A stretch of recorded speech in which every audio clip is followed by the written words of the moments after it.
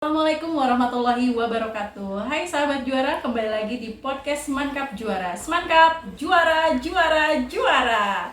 Pada podcast kali ini kita akan membahas tentang prestasi yang diraih salah satu siswa dari SMA Negeri 1 Kabandungan, yaitu prestasi dalam bidang Olimpiade Sains Nasional bidang informatika.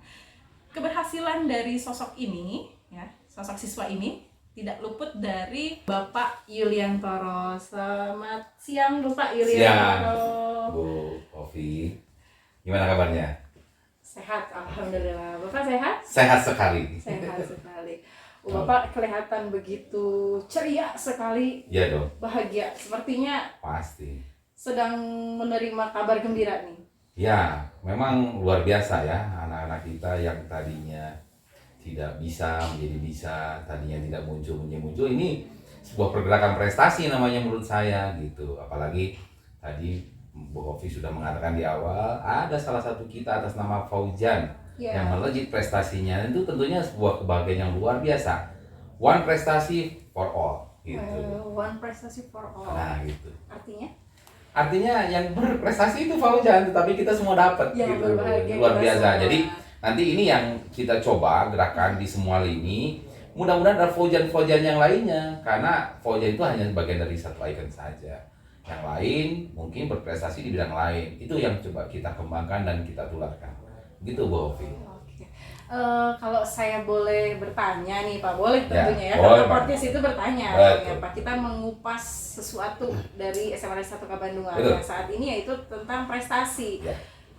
Bagaimana sih pertama kali Bapak mentreatment Fauzan, atau bagaimana Bapak memberikan bimbingan pertama kalinya ya ketika tahu oh mungkin Fauzan ini berpotensi atau bagaimana?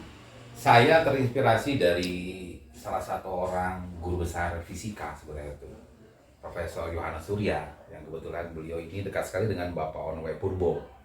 Beliau sering mengatakan ke saya seperti ini.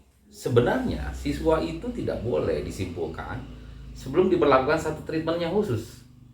Jadi pada dasarnya manusia itu berkembang karena ada treatment. Nah, saya melihat Kabandung ini punya potensi. Kenapa saya mengatakan demikian? Kata melakukan sebuah survei penelitian saya survei penelitian, ada beberapa siswa yang dianggap, nah itu kata dalam tanda kutip ya, memiliki kemampuan yang kurang seperti itu.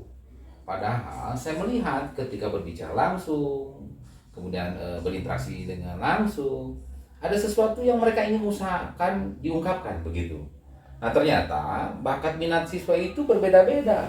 Nah saya dari hasil penelitian tersebut melakukan sebuah proyek, artinya yuk kita berikan satu sentuhan dengan minat yang bakat mereka yang punyai, tentunya dengan sebuah teori yaitu kelas berdiferensi.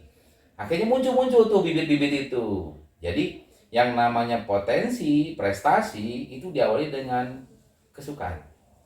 Nah kesukaan ini tentunya mereka mempunyai sebuah teori. Teori itu kan harus bisa dilihat, didengar, dan dicerna dengan cara dan usia mereka. Nah itu yang jadi ya perhatian kita. Begitu Bu Ovi. Jadi sehingga dari situ Bapak muncullah sosok Fauzan ini, ya, sehingga betul. Bapak lihat berpotensi dalam Ya, informatika betul. ya pada kesempatan kali ini. Padahal kan informatika sendiri ini kan bidang yang memang agak dikatakan jarang sekali ya di kampung untuk kelas SMA 1 Kabandungan gitu. Nah itu dia yang menjadi perhatiannya, karena kita berada di, mohon maaf ya, daerah perkampungan. Betul.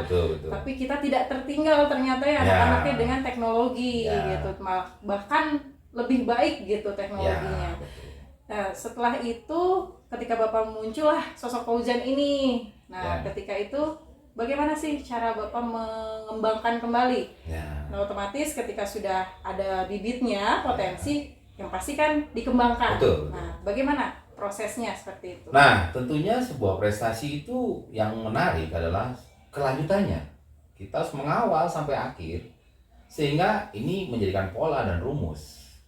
Sehingga nanti dalam pembuatan program, apabila ini diberlakukan dengan komitmen, integritas, itu akan tercapai sebuah prestasi di bidang yang lain. Karena pada dasarnya itu prestasi itu bukan mengatakan juara ini menjadi juara yang selama-lamanya, tidak. Tetapi bisa menumbuh kembangkan sebuah potensi yang memang terpendam, mereka menggali potensi diri, itulah prestasi yang sebenarnya. Jadi mereka harus diajak untuk evaluasi diri, apa yang sebenarnya mereka ingin, apa yang mereka punya. Nah, di situ chemistry terjadi. Nah, tentunya dengan treatment seperti pemberian sebuah motivasi, apresiasi, pelaksanaan pembimbingan yang intensif, guru yang humoris, siswa tidak tertekan, orang tua diajak berkomitmen, itu langkah-langkah dan rumus-rumus menurut saya untuk menuju sebuah prestasi yang maksimal. Nah, itu yang kadang orang tidak memahami, fisika itu bukan prestasi harus jadi juara fisika, tidak. Setiap orang punya hobi dan bakat. Nah, penggalian potensi dan bakat ini yang perlu kita garis bawahi. Insya Allah besok-besok juga nanti Fauzan ini akan menjadi tolak ukur. Mereka itu kalau sudah jadi juara, mudah-mudahan yang muncul di mereka itu apa sih? Tanggung jawab terhadap alumninya, misalkan seperti itu. Nah, itu kan pola-pola itu dibentuk juga. Mudah-mudahan nanti ke depan Fauzan itu akan menjadi penerus pembina, khususnya kalau gurunya sudah tidak ada. Karena kan kalau kemampuan guru itu bukan terletak pada orangnya, bukan pada prinsip seorang gurunya gitu. Itu yang bisa saya sampaikan, Bu Hovi. Nah, sekarang kan udah menjadi headline news nih, Fauzan Maulandika sebagai perwakilan dari KCD 5 sekaligus mewakili Jawa Barat untuk ke tingkat nasional. Kira-kira sudah sejauh apa progres yang dilakukan oleh Fauzan itu sendiri? Ya, terima kasih pertanyaannya. Ada semacam pembimbingan khusus selama 5 hari di Lembang. Nah, tentunya kita tetap mengawal sejauh mana perkembangan dia mencerna materi, kemudian dapat bersosialisasi dengan materi, khususnya persiapan menuju. Karena siswa kita ini kan persiapannya harus siap lahir batin gitu. Karena dari kita itu biasanya anak-anak tuh masih grogi. Nah, padahal punya kemampuan. Nah, pulang dari Lembang itu kita lihat perkembangannya, kemudian kita adakan lagi pembinaan di sekolah. Ya, mana yang memang harus kita lengkapi, kemudian mana yang harus kita bina lagi, karena menuju nasional itu, apalagi internasional ya, bukan hal yang mudah, tetapi bukan berarti hal yang sulit gitu. Jadi kita ada yang disebut dengan program kerjanya, artinya perkembangan setiap detailnya dari mulai kesehatan, pola pikir, itu semua kita ada catatannya. Nah, itu yang disebut dengan pengawalan dan pengawasan secara terintegrasi. Gitu. Kalau dari Fauzan sendiri ini Pak, kira-kira Bapak melihat apakah Fauzan itu nervous kah, ada kegugupan kah, atau ada kekhawatiran yang berlebih atau bagaimana? Betul. Di awalnya seperti itu pada umumnya ya, karena penyakit anak itu kan satu, ketika mendapat juara itu antara senang dengan bingung. Senangnya karena mereka kaget punya prestasi yang luar biasa, tapi ada kebingungan juga. Selanjutnya bagaimana? Nah, inilah. Ya. Makanya kita coba konsolidasi ke dalam bahwa tidak hanya pemberian materi saja, tetapi pengaruh bimbingan konseling juga ada. Gitu. Jadi artinya apa? Untuk mental juara itu mesti ada. Gitu. Artinya dibangkitkan semangat itu seperti apa? Membangun percaya diri seperti apa? Karena itu penting. Jadi yang disebut dengan sehat jasmani dan rohani itu perlu. Nah, sekarang Fauzan pun disuruh saya olahraga. Nah, karena ini kan yang suka diabaikan kebanyakan, karena ternyata olahraga itu tidak menyangkut tentang olah rasa, olah pikir gitu. Nah, itu salah. Artinya sebelum mereka masuk pun itu harus sehat jasmani rohaninya gitu. Jadi saya punya konsep, semua hal yang bisa membuat dia menjadi lemah, rugi, itu kita hilangkan. Seperti pengecekan kesehatan, Bu Hopi gitu. Itu ada sekarang programnya, seminggu sekali dicek kesehatan. Karena jangan sampai dalam kondisi seperti sekarang ya, tentunya di masa pandemi ini kan gejala itu masih ada gitu ya. Jadi kita kawal dari mulai kesehatan juga, kesehatan fisik, ya, kemudian mental itu juga kita programkan juga di sekolah. Dan terima kasih, ini sangat luar biasa ya kepada Bapak Kepala Sekolah, Pak Adam, yang sudah mensupport 100%, kalau bisa saya katakan 110% sepertinya itu. Guru-guru wali kelas yang luar biasa yang memberikan motivasi, apresiasi, teman-teman guru semua, siswa juga menjadi ramai. Nah, ini yang membuat Fauzan semakin bergelora di dalam belajar. Sekarang buktinya Fauzan tuh sudah mulai berani berkolaborasi dengan teman-teman. Dulunya dia pendiam gitu, Bu Hopi. Awalnya pendiam, betul, sekarang sudah lebih rileks. Rileks, nah itu sebuah kemajuan, Bu Hopi. Sebuah kemajuan. Hasil dari ini ya, efeknya mungkin. Iya, kolaborasi itu. Iya. Kolaborasi semua pihak. kalau misalkan memang ternyata persiapan itu tidak hanya dari teorinya saja ya Pak, tidak hanya dari materi-materinya, tapi ternyata dari jiwa raganya pun harus benar-benar sehat dan benar-benar fit gitu. Betul. Jangan sampai nanti ketika hari H tumbang sakit atau ada keluhan lain, karena itu bisa mengganggu juga dari prosesnya nanti. Nah, kita berbicara dari hal lain, dari proses. Kita udah tahu ya prosesnya seperti itu, begitu panjang dan begitu lengkap lah persiapannya. Ada gak fun fact lah, kisah uniknya dari Fauzan yang kita belum tahu mungkin dari teman-teman atau dari guru? Betul. Ternyata di balik itu begini kita mungkin nggak tahu nih, tapi ternyata kan Bapak yang membimbing pasti lebih tahu. Apa nih? Jadi sebelum seleksi itu 1 bulan sebelumnya Bapak Kepala memberikan instruksi bahwa akan ada yang disebut dengan OSK, Olimpiade Sains Kabupaten. Nah, berdasarkan beberapa pengalaman yang sudah saya lakukan, ternyata ada banyak hal yang kita harus buatkan, rumus-rumus bagaimana menggali potensi anak. Ternyata saya buatkan sebuah pretest di awal untuk menjaring siswa di awal. Nah, ternyata berhasil tuh kita melihat segala potensi yang ada di anak itu, sehingga yang tadinya tidak ada menjadi ada gitu. Nah, dari situ kita coba berikan sebuah treatment. Nah, ini yang paling penting. Ternyata treatmentnya sesuai lagi. Nah, berkelanjutanlah kegiatan kita coba dengan kompetisi ya. Fauzan ini kan untuk bertanding di tingkat nasional tentunya harus mengalami masa-masa bertanding, kondisi bertanding. Kita coba waktu itu kita coba mengikuti kegiatan pertandingan Olimpiade di bidang matematik gitu ya, judulnya Olimpiade yang diadakan oleh Nusa Putra kalau nggak salah bulan Agustus gitu ya, itu kabupaten dan kota. Ternyata dia nomor 1, bisa mengalahkan kota juga, bisa mengalahkan kabupaten juga. Nah, ini sebuah capaian juga dilanjutkan di ajang OSK sendiri, dan alhamdulillah Fauzan peringkat pertama.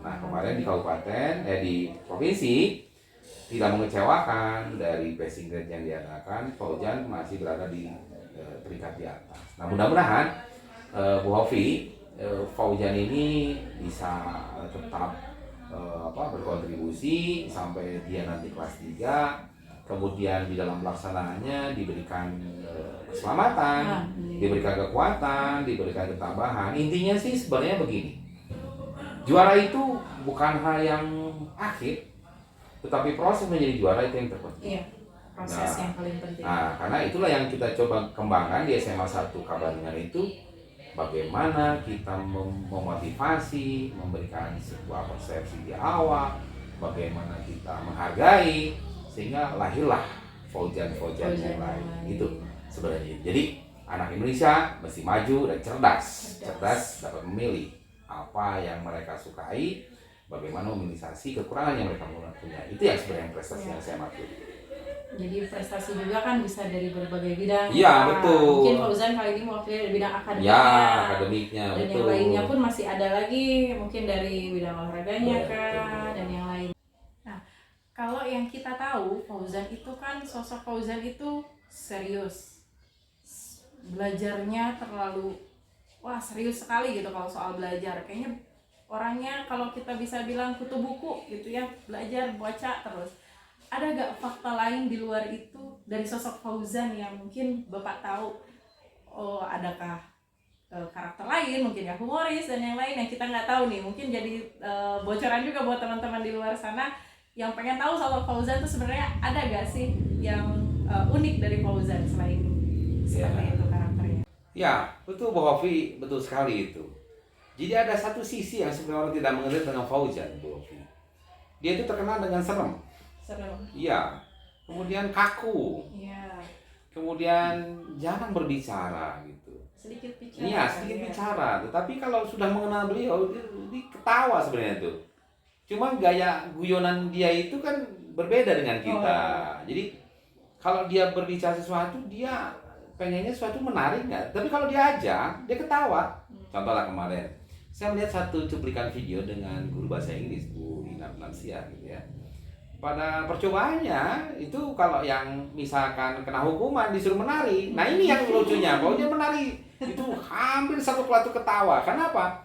Ternyata senyumnya manis gitu. Nah ini yang mungkin jarang kita lihat ya. Ya karena ya itulah tadi itu memang anak itu kan dikondisikan di keluarga mungkin ya, atau faktor lingkungan yang tertutup bisa saja membuat karakter mereka menjadi diam. Sebenarnya itulah yang perlu kiranya kalau diajak happy dia juga akan tereksplor tadi ekspresinya mungkin ada. Betul.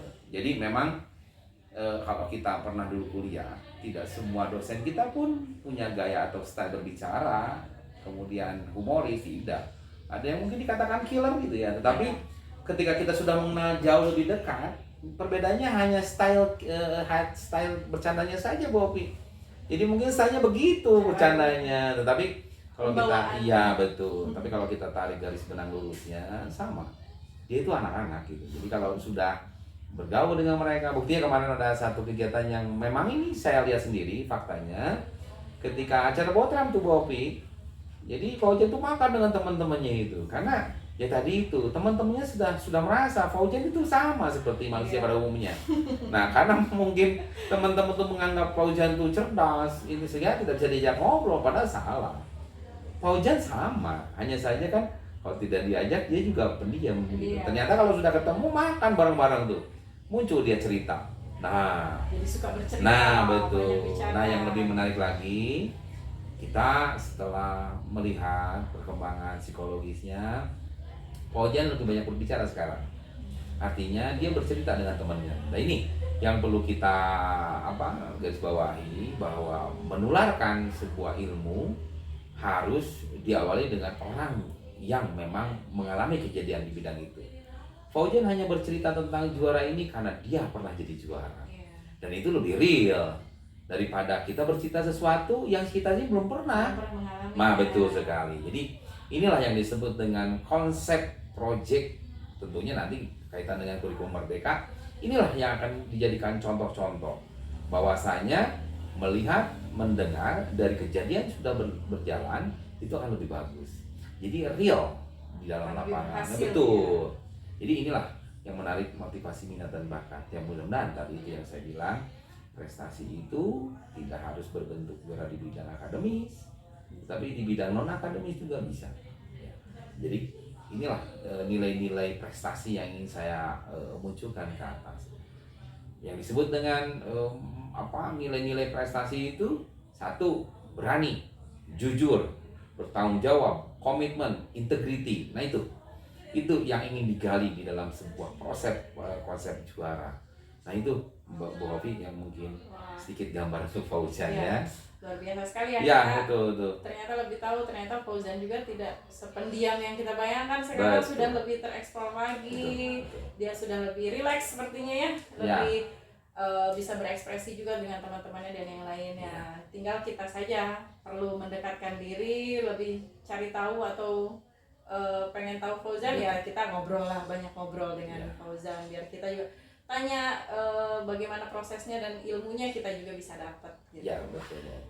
Mungkin hari ini podcast kita sampai di sini dulu. Terima kasih sebelumnya Bapak Toro atas waktunya. Mudah-mudahan kita doakan Fauzan lolos di tingkat nasional, membawa nama baik SMA Negeri 1 Kabandungan. Iya, satu saja Bu Opi, pesan terakhir saya. Ya. Walaupun sudah juara, satu pesan saya, tidak pernah merasa jadi juara.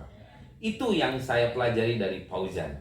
Ternyata dia bisa memberikan ilmu ke saya bahwa menjadi juara tidak berhenti sampai situ saja, karena sesungguhnya semangat juara itu lebih utama. Jangan pernah menganggap ini berakhir segalanya. Itu yang pesan penting. Ya, betul sekali. Terima kasih banyak Pak Toro. Mudah-mudahan kita doakan sama-sama seluruh warga SMA 1 Kabandungan, semuanya mendoakan Fauzan, memberikan semangat kepada Fauzan, mudah-mudahan lolos di tingkat nasional. Amin. Dan membawa nama baik SMA Negeri 1 Kabandungan. Sekian podcast hari ini, podcast Mantap Juara, semangat juara.